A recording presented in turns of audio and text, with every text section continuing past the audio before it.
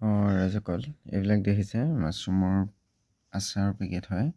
যদি কাৰোবাক লাগে এনেকুৱা ধৰণৰ মাছৰুমৰ পেকেট, কোনোবাই যদি নতুনকৈ ব্যৱসায় কৰিম বুলি ভাবে, আমাৰ পৰা হ'লচেল মূল্যত লৈ তেওঁলোকে ৰিটেইল মূল্যত বা তেওঁলোকে আকৌ হ'লচেল মূল্যত বিক্ৰী কৰিব পাৰিব। তো যদি কোনো ব্যক্তিয়ে যদি কৰোঁ বুলি ভাবে যে নতুনকৈ ব্যৱসায়, তো আমাৰ লগত কৰিব পাৰে তেওঁলোকে।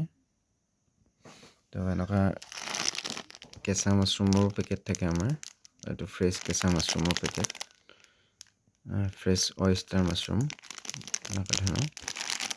যদি কোনোবাই কৰোঁ বুলি ভাবে তো আমাৰ লগত যোগাযোগ কৰিলে আমি ব্যৱসায় গোটেই বস্তুটো তেওঁলোকক বুজাই দিম, তেওঁলোকে কৰিব পাৰিব। তো আমাৰ ডেইলি এনেকুৱা পেকিং থাকে। তো এনেকুৱা পেকিংবিলাক আমি এনেকুৱা ধৰণৰ মেচিনত চিল কৰি তো আমি পঠাই থাকোঁ।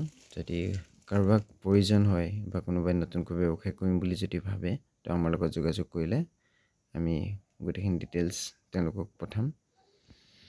ঠিক আছে, থেংক ইউ, ভাল লাগিলে।